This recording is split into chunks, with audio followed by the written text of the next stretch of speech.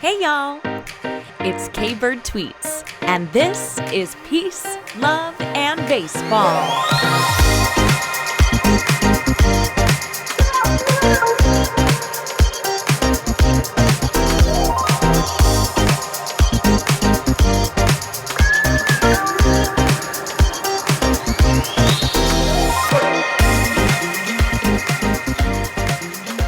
Welcome back to Peace, Love, and Baseball. Hey, I'm your host, K-Bird Tweets, and we're getting closer and closer to spring training.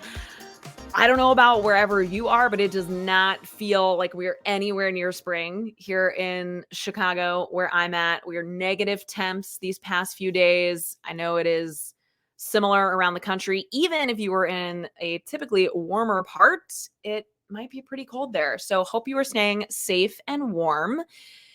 Hey, it's Minnesota Twins week here on Peace, Love, and Baseball. So the Minnesota Twins are our team feature for this week. And we've got a couple great interviews with Twins fans and a writer who covers the Twins as well that we're going to get to, along with, of course, some great history of the Twins franchise. But, you know, we've got plenty of other stuff to talk about as well. Little peace, little love, little baseball. So before we get into our Twins feature, we have got some great coverage from winter warm-up. Yes, the winter warm-ups or the fan fests for all the different franchises in Major League Baseball are happening around the country, where we start to get the fan bases amped up for baseball season. Good chance for a lot of fans to get to meet with players, get autographs, lots of cool stuff. It has been a long time, actually, since I personally have been to a winter warm-up, or I guess I've really only been to what is called the Cardinals Caravan as a St. Louis Cardinals fan, which is part of the winter warm-up. It's just like the traveling one. So I grew up in Central Illinois, and, you know, I can't remember what year it was exactly, but I was probably like 11 or 12. And I got to go to the Cardinals Caravan, and I specifically remember meeting Jason Isringhausen and getting his autograph and just feeling like I was the coolest kid on the block. So shout out to you, Izzy. Still have that autograph. I still remember it. And thanks, Dad, for taking me. But I did not make it this year, did not make it down to Peoria, but you know who did?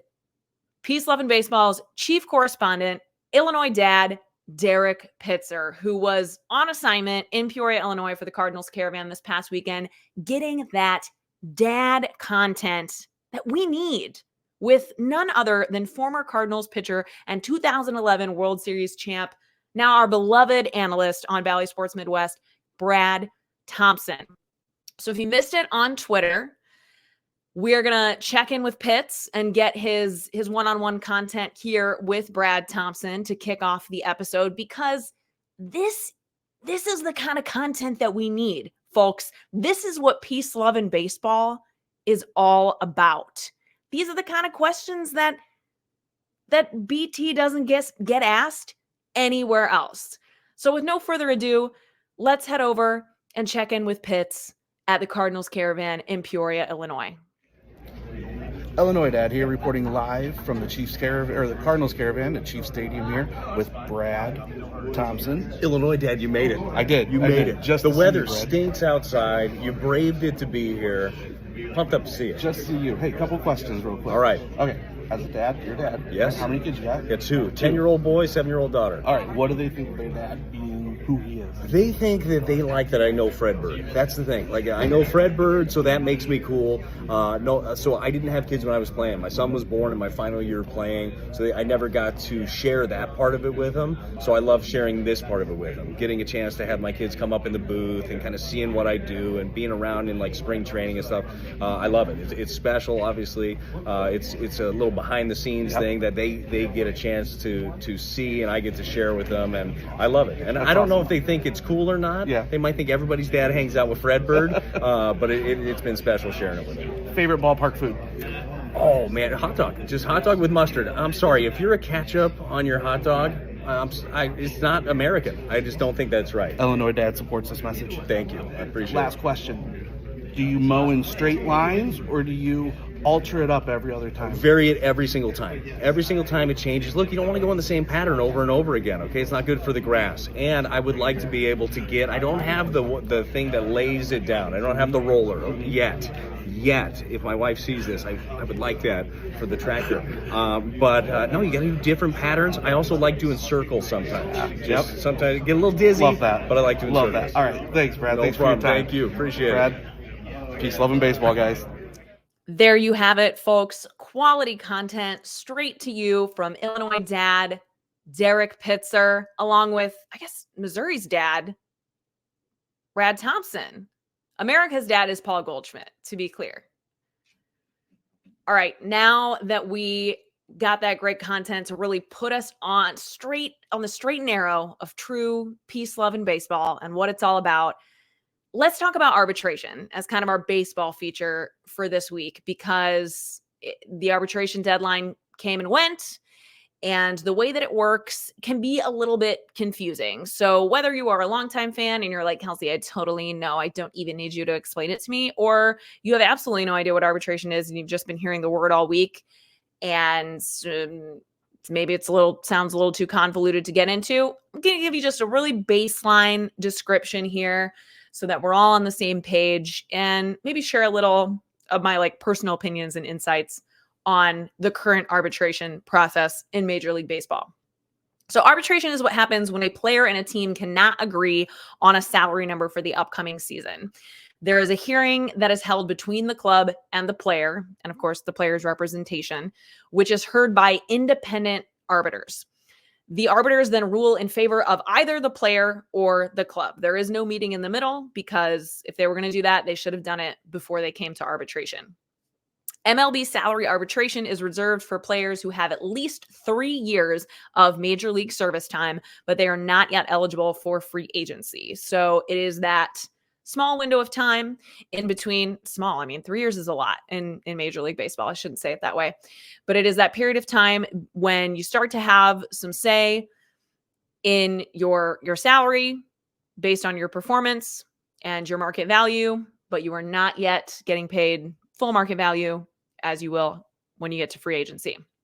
So, of course, the benefit of arbitration is that it is the first time that players really get to have any kind of say in their salaries and have the opportunity to really earn more than league minimum based directly on their contributions. The con, of course, is that it can be messy.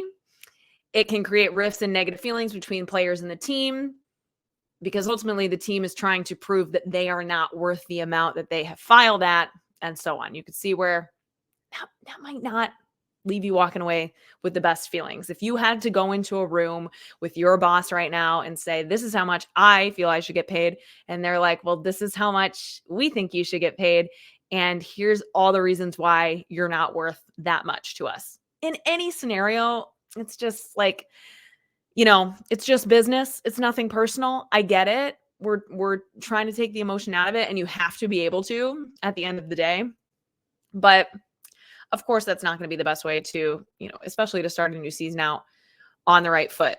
The thing that I also find really interesting about arbitration in general is that the arbitrators do not necessarily have any knowledge of baseball whatsoever. Forget about Major League Baseball, baseball, period.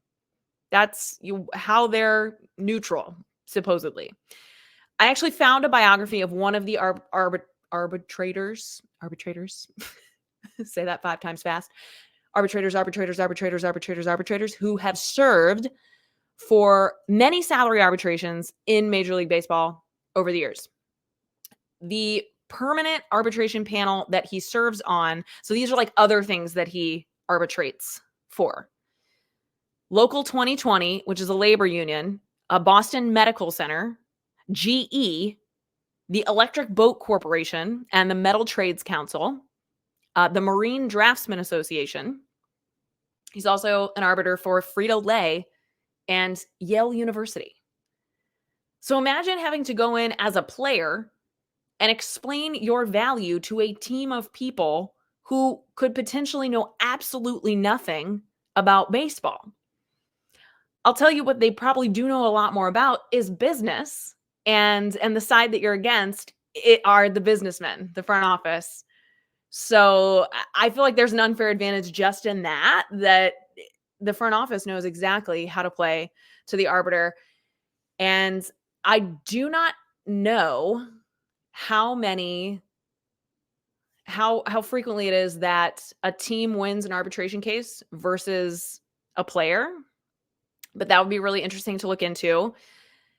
And I don't know, I just think there's a lot of ways that Major League Baseball and the Players Union specifically will look to continue to improve this process, because it's certainly less than perfect. If you are interested in hearing more about the 23 players that did not agree on a contract before the arbitration date, you can check out this week's episode of Bourbon and Baseball with Susie and I, which I will link in the show notes. Came out yesterday, or we went live with it yesterday. And you can watch it on YouTube or listen on your favorite podcast platform. But we shared some takes there on some of the most notable arbitration cases and break down the differences in salaries of like who filed this and what did the team file for instead. And we also talk about why I mentioned why there are sometimes some seemingly insignificant differences in the monetary value. So you're like, why does a team care about $250,000? They're a Major League Baseball team. Just pay up. But every time a player agrees to a contract, that directly contributes to the value of all the other like players. So there is a kind of understanding and commitment among all of the owners to keep that in check. And it's actually important that they go to arbitration over even seemingly small amounts when it comes to these contracts, because it adds up year over year, and ultimately it affects the value of all of the players and how it's going to play out for them in all arbitration cases, not just that one specifically. So that's something to keep in mind that will help you understand a little bit more about how the process works in itself. Arbitration. Not a lot of peace and love there, but I hope Tommy Edman gets paid double what he filed for. That's not going to happen, because actually the other thing I should mention, and maybe I kind of already brought this up, but they either get paid what the player filed for or they get paid what the team filed for. There's no meeting in the middle. So the arbitrator will decide either the player is worth what they think they are worth, or they are worth what the team thinks they are worth. And there is no chance to meet in the middle once they have gotten to the arbitration process. Let's talk about something that's maybe a little bit more fun and lighthearted, like the Minnesota Twins. We're going to learn about the Twins franchise today. And of course, I'm going to give you a little background, little history before we get into our interviews from those who know the Twins far better than I can. And therefore, we're going to give you some better, more genuine, authentic insight. But according to MLB.com, on October 26, 1960, Calvin Griffith, who was the president of the Washington Senators, made the historic decision to move his club to Minneapolis, St. Paul area, and gave birth to the Minnesota Twins. The team is, of course, named after the Twin Cities for Minneapolis and St. Paul. This made me think about how there's only a handful of teams that are named after like a state as opposed to a specific city. And the Minnesota Twins are one of those few teams. So yes, they used to be the Washington Senators, who started back in 1901, which we're going to talk a little bit about with a writer for Twins Daily. Sherry is going to tell us more about that in a bit here. But the Griffith family had operated the team in Washington, D.C. ever since Clark Griffith, Calvin's uncle, took over as manager of the club in 1912. The team moved to Minnesota with legendary players such as Harmon Killebrew, Bob Allison, Camilo Pascula, and Jim Katt. The Twins played at Metropolitan Stadium from 1961 to 1981. Then they were at Hubert H. Humphrey Metrodome from 1982 to 2009. And they have played now at Target Field since 2010, where they are still at to this day. So while we're going to focus more on the Twins since they have become the Twins today, A fun fact that I loved that I had to bring up about the Washington Senators is that they spent their first decade of their existence in the early 1900s finishing near the bottom of the American League standings. That's not what I love. Never wishing for a new team to get off to a rough start. But here's the part I love.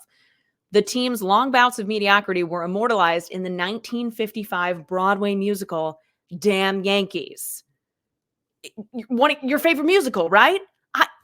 One of mine too. No, it's a great show. I was actually in Damn Yankees. There's like a little kids fan club that's in like one scene, maybe two. It was a very, very small but fun featured part that I did when I was like 11 years old, I think 10 or 11.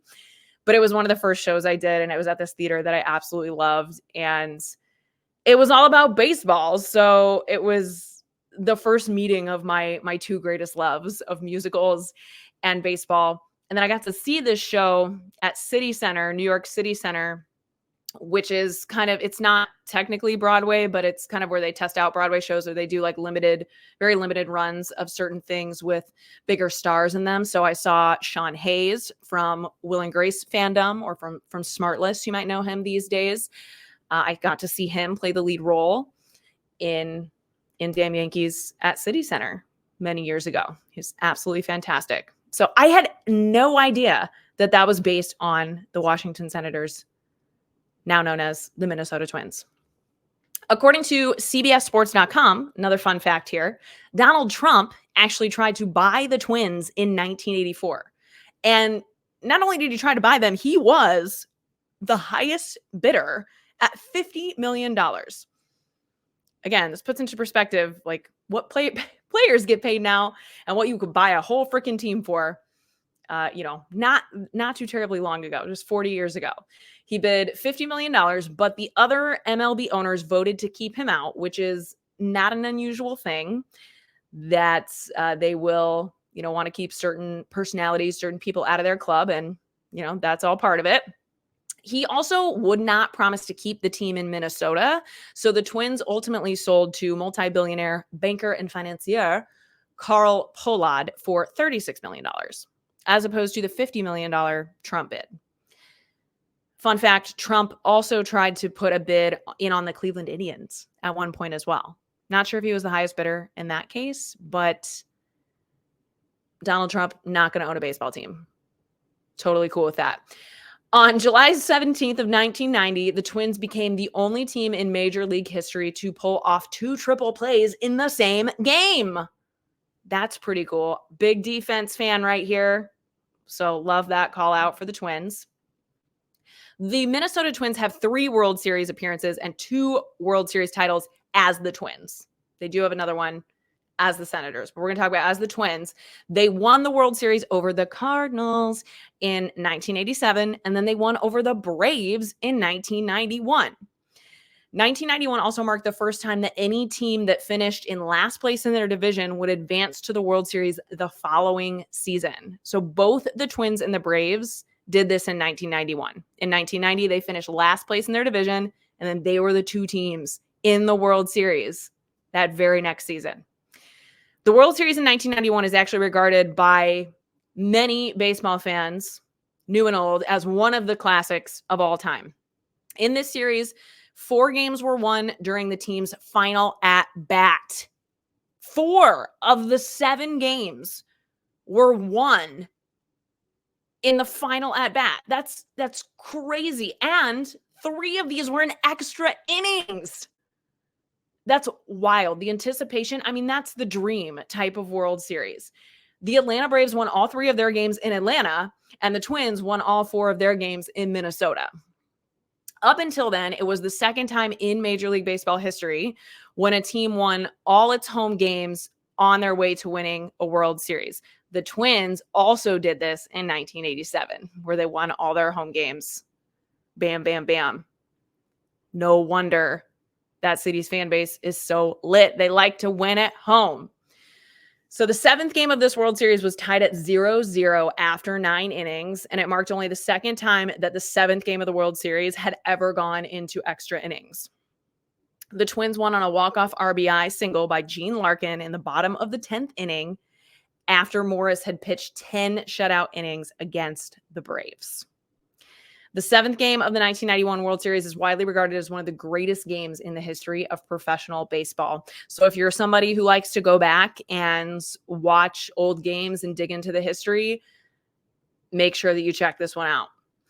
After losing the division to the A's in 1992, the Twins fell to posting a losing record for the next 8 seasons. So some tougher times here in the mid-late 90s.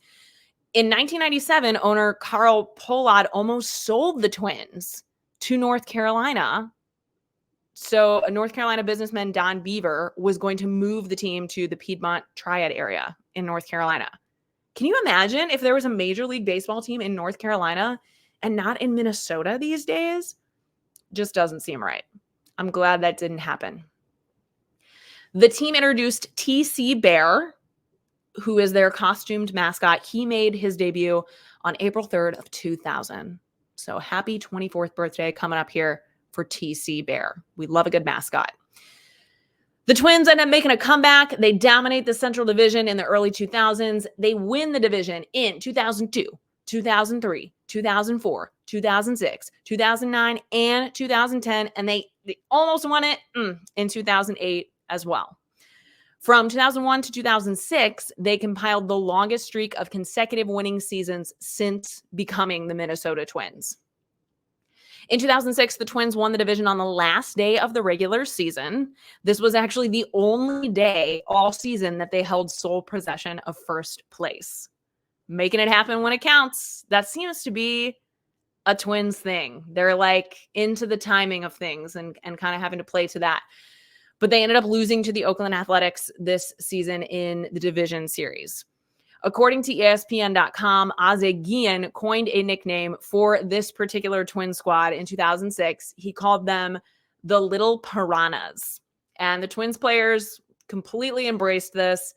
The Twins front office started a Piranha Night where they gave out little piranha finger puppets. I'm trying to picture these. If anybody has a picture, a video, anything from 2006 of these piranha finger puppets, hit me up. They gave them out to the first 10,000 fans. So they're out there. Maybe I can buy one for $200 on eBay. A scoreboard operator sometimes played an animated sequence of piranhas munching under the caption in situations where the Twins were scoring runs and playing small ball. And the stadium vendors sold t-shirts, hats, everything you could want for the Little Piranhas. If you've got some Little Piranhas merch, show it to me. Bring it out. This year, the Twins had the AL MVP in Justin Moreno and the AL batting champion in Joe Mauer and the AL Cy Young Award winner in Johan Santana. So a few guys you might have heard of. Per baseballreference.com, in 2019, the Twins clinched the AL Central Division for the first time since 2010. They finished the season with the second most wins in franchise history with 101 and just one short of the 1965 season, which holds the record with 102. This team combined for a total of 307 home runs, which is the most in MLB history for a single season. This team, think about this. So this was in 2010. In 2007, they're the Little Piranhas because they're known for squeaking by, not going away, just clinging on, biting after anything they can find to stay alive. That small ball game. And then 4 seasons later, they're nicknamed the Bomba Squad because they break the Major League history single season record for home runs for a team. Yeah, that is a similar theme you're going to hear in our interviews today of something that the Twins franchise has really picked up on and solidified, and the fans know it. So the Twins faced the New York Yankees, who finished just one home run behind them. They had 306 as a team that year, and they were only the second team to break the 300 home run mark. And the Twins, I know, I had to bring up the Yankees. So Twins fans, if you're listening, you're already it's time to turn it off.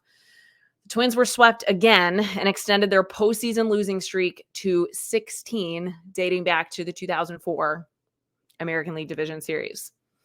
But the turn of the tides is coming. Some many, many years later, in 2023, the Minnesota Twins were actually under 500 going into the All-Star break. But they had a strong comeback in the second half. They won the AL Central this past season. They finished as the 3rd seed in the American League for the 2023 playoffs, and they faced the Toronto Blue Jays in the wild card round. Thanks to primarily dominant pitching that really stood out, they won both of the first 2 games in a 3-game series, winning their first playoff game since 2004. So they broke that 0-18 postseason streak, which was the longest in North American sports history, not just baseball, sports. So they won their first playoff series since the 2002 ALDS against the Oakland Athletics. Glad they got that off their backs. Glad they just got that out of the way. It's kind of a bummer that we've been hearing that they are cutting payroll and certain things are affecting their decisions that maybe they wouldn't be otherwise with all these TV deals and stuff, because they just kind of got out of a major slump. But they are a small market team. You're going to hear more from our fan and writer interviews here about how some things that might be considered a disadvantage to, other fan bases from the outside looking in are a big part of what make the Minnesota Twins the Twins. And the fans have learned to love them for it one way or another. Before we hear from Anna and Sherry, I'm going to tell you about the Twins minor league affiliates, because this is always fun. Their single A team is the Fort Myers Mighty Mussels. Mighty Mussels. Have you had mussels recently? They're really good. Have mussels for dinner if you're looking for something creative this week. They are obviously in Fort Myers, Florida. Their high A team is the Cedar Rapids Colonels in Cedar Rapids, Iowa. Double A is the Wichita Wind Surge. That's really fun to say. Wichita Wind Surge. If you're looking for a play-by-play or somebody, just announcer at the games, I might be available for the right price. Their AAA team is the St. Paul Saints in St. Paul, Minnesota. So pretty close by there, nice and convenient. They can just zip up to Minneapolis to Target Field when they need to. Hall of Famers that you might know from the Twins: Harmon Killebrew, who we talked about earlier, Kirby Puckett, Tony Oliva, Bert Blyleven. I don't know him. Bert Blyleven. Rod Carew, and Jim Katz. Jim Katz also went on to become a legendary announcer in his own right with the Yankees in the 90s and 2000s. They are all in the Hall of Fame as Twins.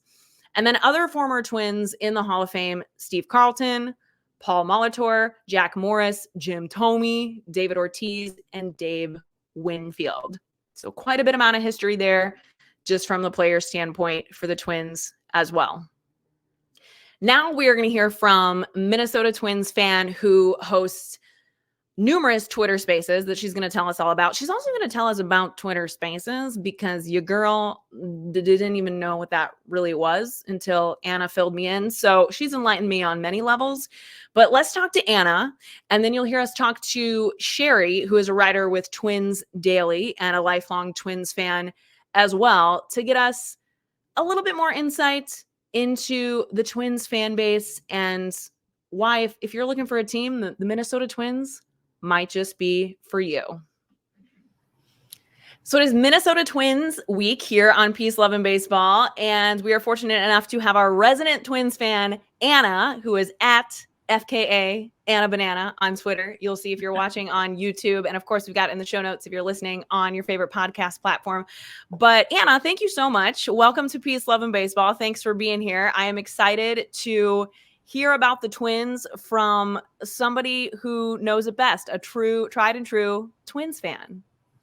Yeah, thank you so much for having me. So let's kick things off by just talking about your fandom. How did you become a fan of the Minnesota Twins? So my dad took me to a game. I think I was 9. And it just sort of took off from there. And it became a thing that I loved to do with my dad, who I'm very close to. And so, watching games, going to games, and then now he will tell you himself that I'm a bigger fan than he is at this point, just of baseball as a whole. And,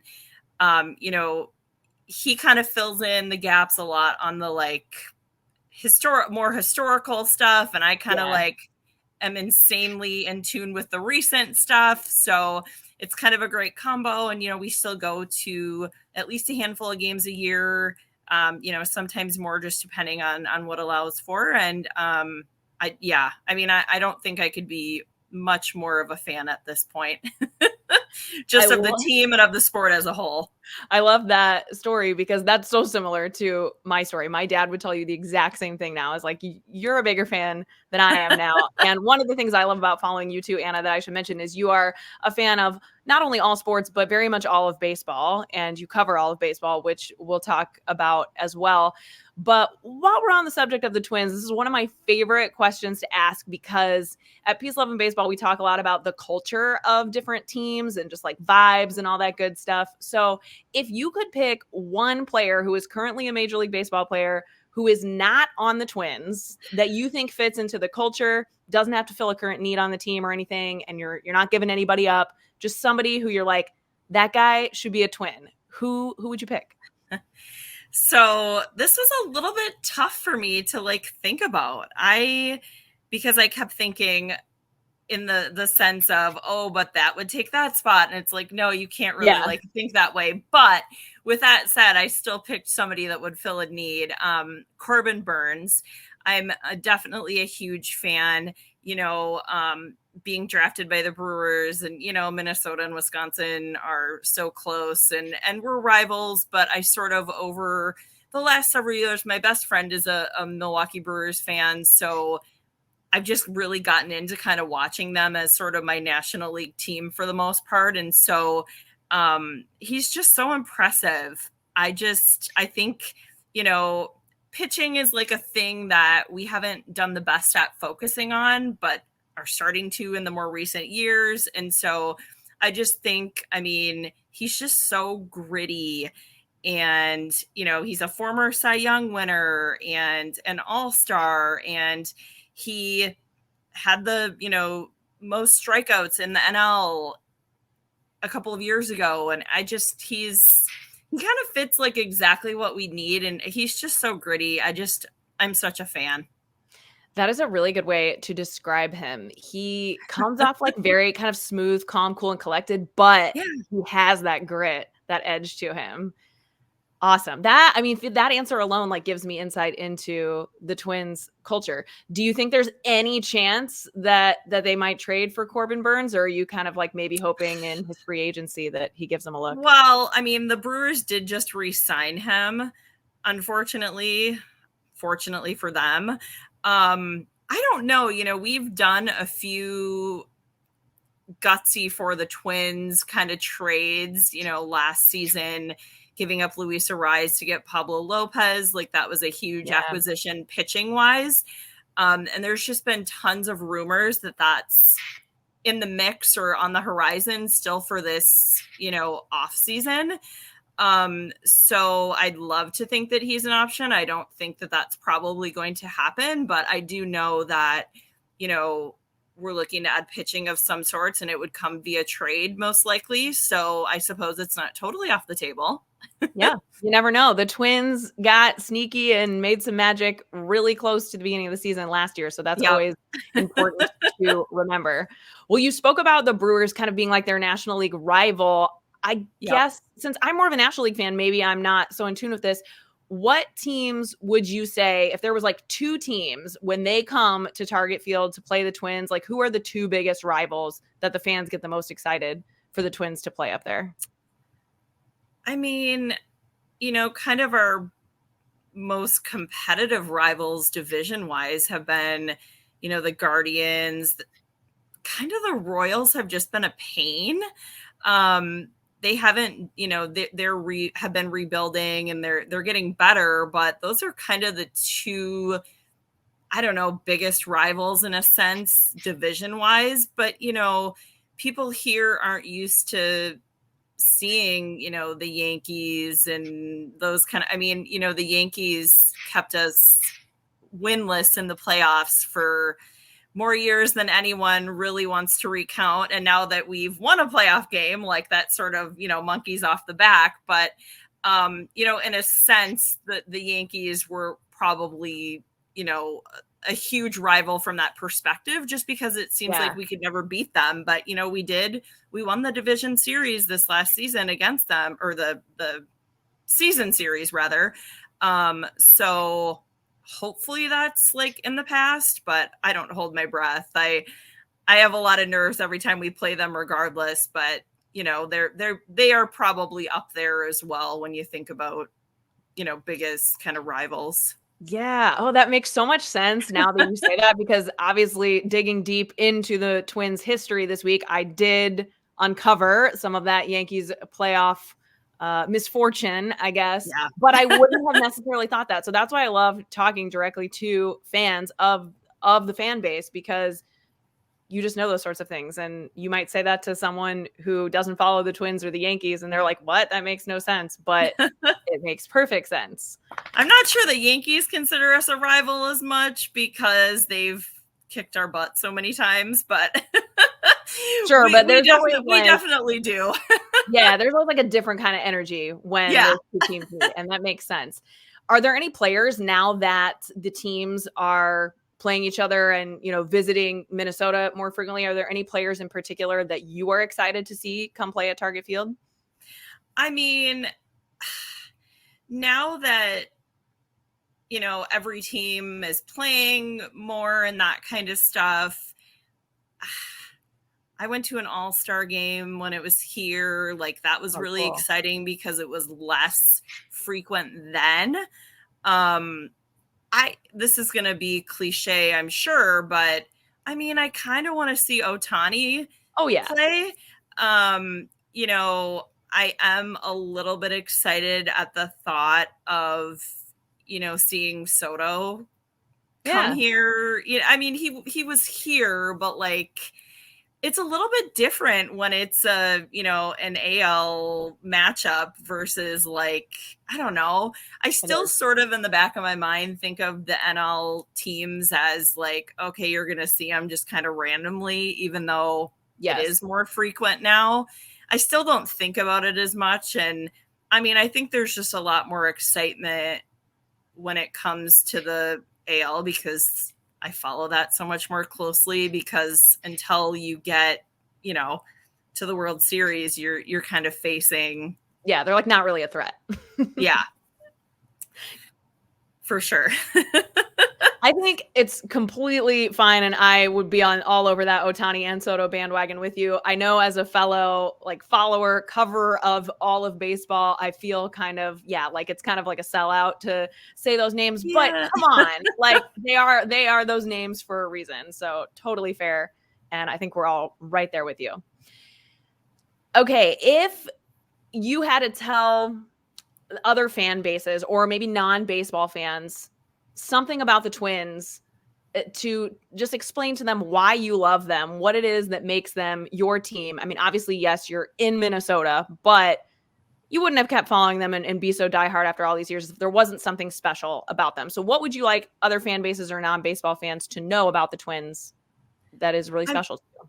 I mean, I think if you go back more than a few years at this point, but I'll still say a few years, just the kind of more small ball approach that the team has taken. Now, in recent years, there's been, you know, we broke the home run record and there's been a lot more home runs and that kind of stuff. But, you know, there's some really good up and coming players that now have just kind of in the last couple of seasons made appearances. And I think, you know, baseball is so tricky because you draft somebody and you may never see them, or you may see them, but it seems like forever. So you kind of like forget about them.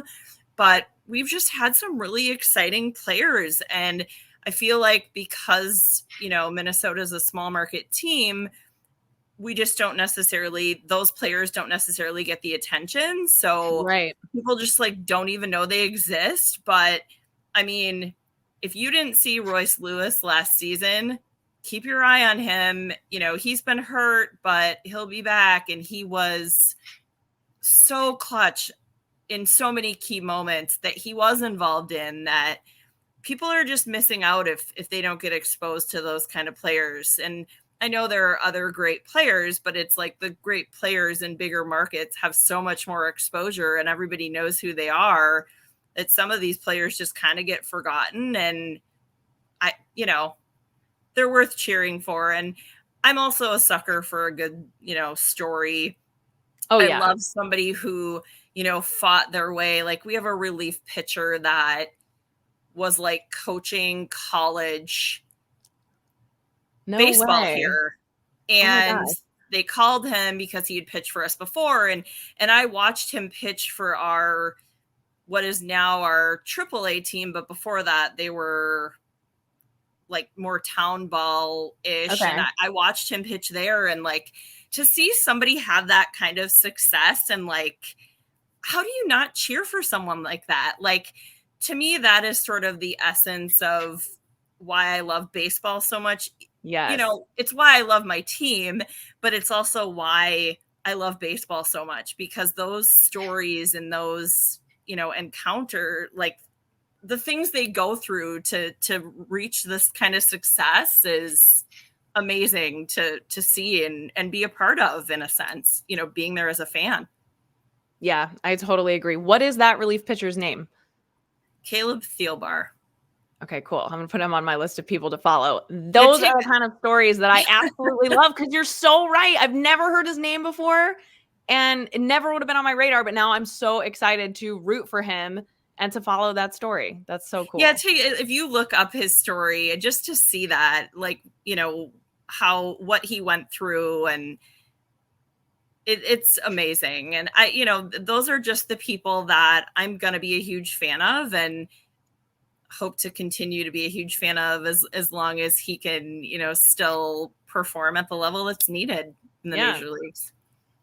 What I feel like I learned the most about the Twins culture, or maybe their thing that made them stand out to me as a franchise, was kind of exactly what you're saying. And it seems like they have learned how to best play to their strengths. And that's different year over year, but they are always doing that. And being a small market team, that is a challenge that other teams don't have. But that's something that, like, I, as a baseball fan, appreciate a lot more about the teams that do have to do it and the ones that do it well.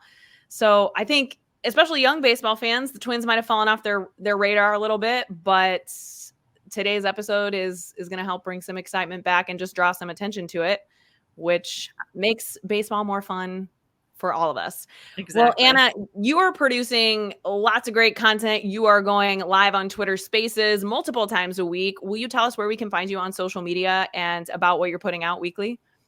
Yeah. So every Monday I do a baseball Twitter space, Barrel Up with Anna and Joseph.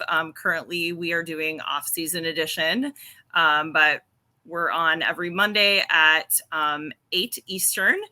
And then starting this week, I have a new space also on Twitter, Anna and Bally Sports Buffet, and we'll actually be covering all sports. So anything kind of from the week prior or leading up that's of interest. So this week we'll be, talking about the crazy blowout NFL wildcard games. We'll be talking about probably some of the coaching changes, but that's just new this week. And that's Wednesdays at 9 Eastern. So I have those two things going on. And then, as you said, you can find me at FKA Anna Banana on Twitter. And I'd love to, interact with all sports fans, especially baseball fans. I'm trying to point towards it on the screen. Oh, yeah. If you're watching on YouTube. I always point the wrong way, but I'm like, yeah, you can see it here if you're watching on the screen. And then find it in the show notes if you are listening. It'll be easily accessible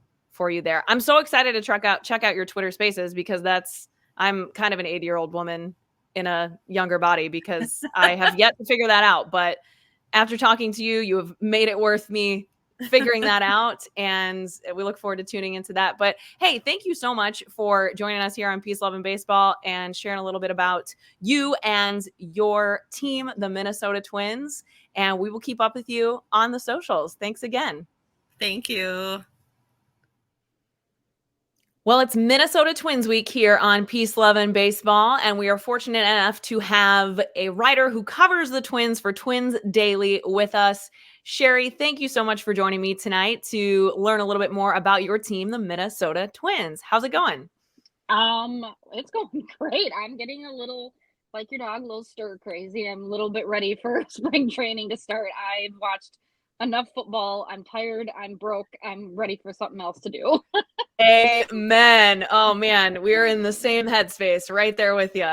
Well, first, I want to start things off by just asking you how you started covering the Minnesota Twins, because I mentioned that you write for Twins Daily and you cover the team. You're obviously a huge fan of the team, but how did you get there? How did it happen?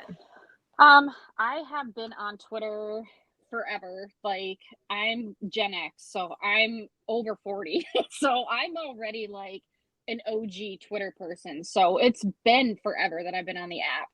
And they started, I think in 2009, 2010 is when they started that. And I just have a lot of opinions about baseball. And someone had reached out to me from Twins Daily and said, hey, you should probably start a blog. It would be a lot of fun. We always love to hear what other people say. And so I reached out to one of the owners and I was like, hey, is this something that I have an opportunity to do? And he's like, absolutely. He was like, we can start you with blogging. And then eventually that led to him asking if I wanted an opportunity to write during the season as a paid writer. And I was like, oh my God, yeah, that'd be great. But I was a legal writer for a long time. I was in criminal justice for forever. And so I had to tailor down my writing and not be so long-winded. So that was a challenge, but I really do enjoy it. It's a lot of fun. That is awesome. Okay, so have you always been a fan of, you are a fan of all of baseball, obviously, but have you always been exclusively a Minnesota Twins fan? Exclusively.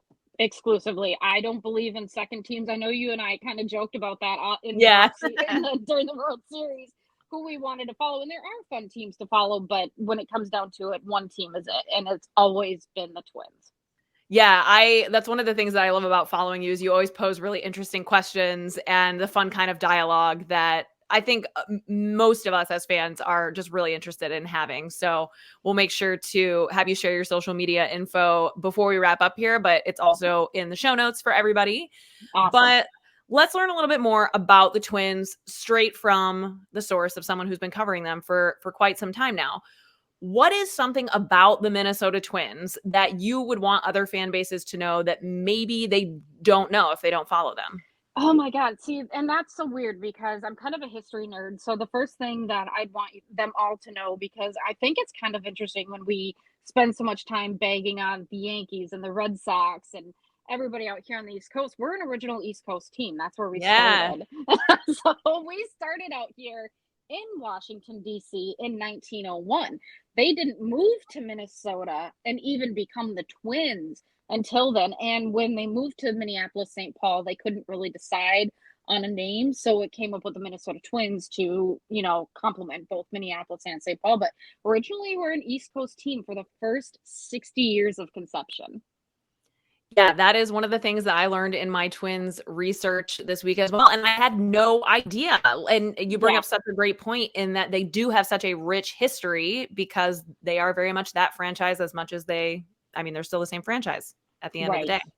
And so they won their first title in 1924. So I think that's kind of cool.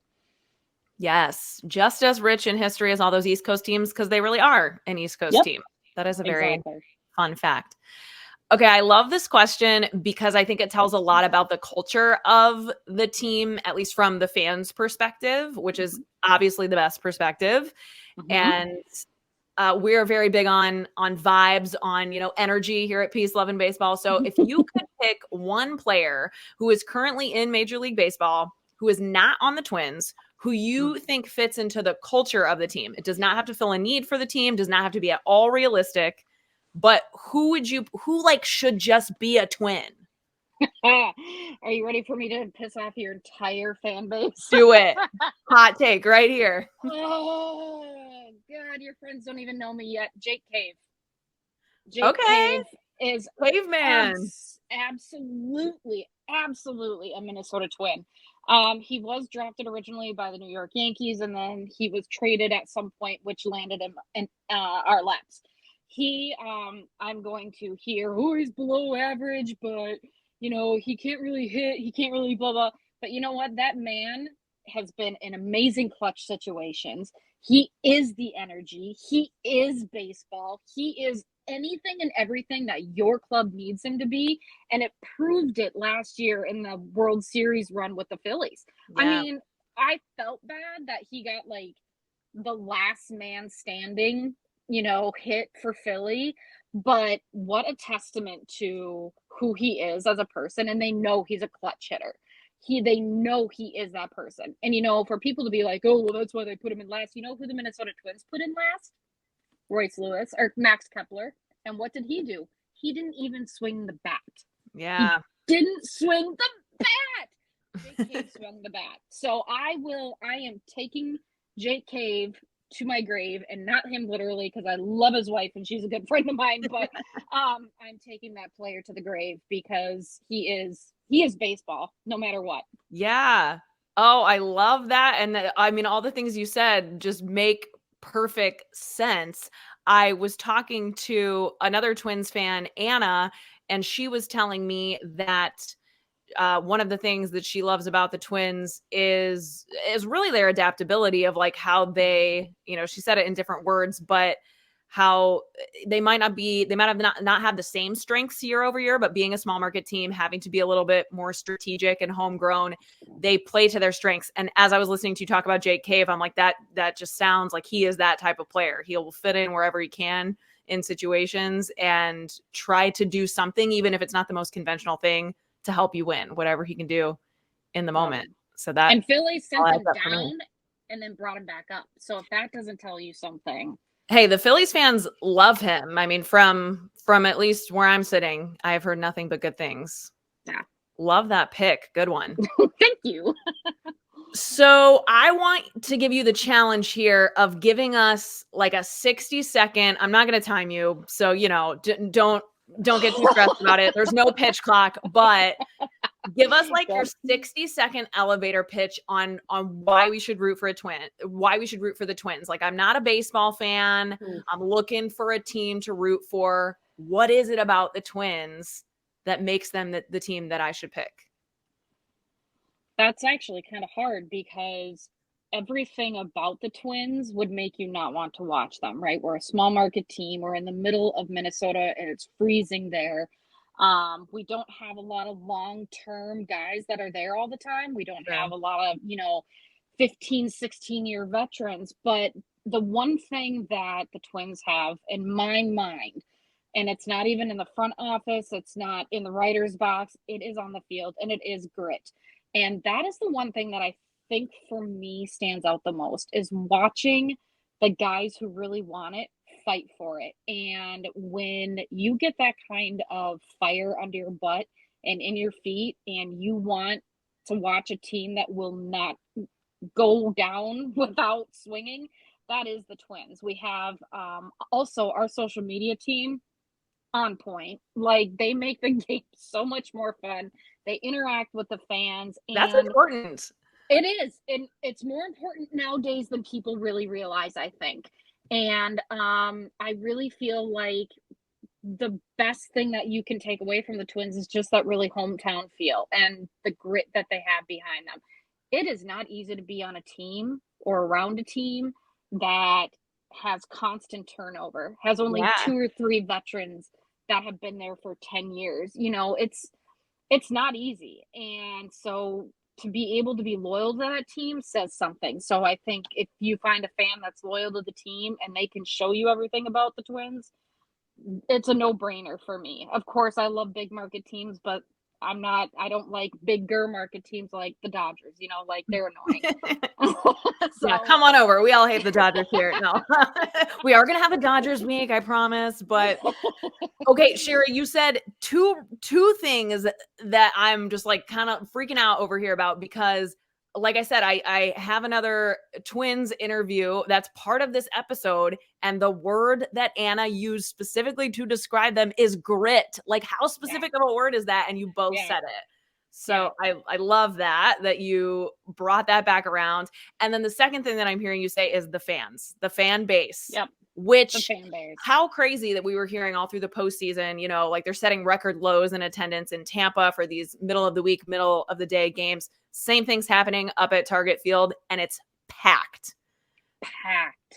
What is it about? I mean, like Minnesota obviously is a great, or, Minnesota is a great sports state, sports area. Yeah.